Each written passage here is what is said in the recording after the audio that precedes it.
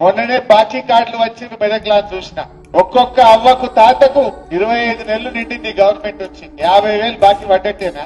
ఎవడన్నా కాంగ్రెస్ వాడు రేపు అవ్వ దగ్గరకో తాత దగ్గరకో ఓటు అడుగుతే ఏం చెప్పాలి? బిడ్డ 50,000 ఇచ్చినాకనే ఓటు అడగాలి కాంగ్రెస్ వాడు అని చెప్పాలి. ఎవరైనా చెల్లె దగ్గరికి పోయి ఓటు అడిగితే 62,500 బాకీ పడ్డావు ఇచ్చినాకనే ఓటేస్తామని చెప్పాలి. నిన్న ఒక చెల్లె అడిగింది, టీవీలో చూసినా మీరు చూసిందో లేదో, జోగిపేటలో దామోదర్ రాజనరసింహ గారు చీరలు వస్తుండ్రు, మంత్రి గారు చీర వస్తుండే నీ చీరతో నా మహాలక్ష్మి పైసలు ఇవ్వను 62,500 ఫస్ట్ ఇచ్చినాక మాట్లాడు అని మంత్రి గారికి ముఖం మీదనే చెప్పిందా లేదా?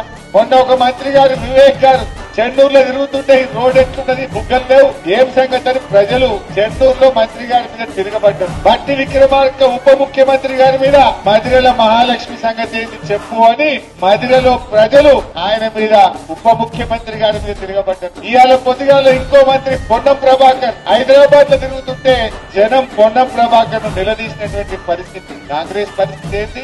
మంత్రులను ఉప ముఖ్యమంత్రిని ఎక్కడికక్కడ ప్రజలు నిలదీస్తున్నటువంటి పరిస్థితి ఉంది.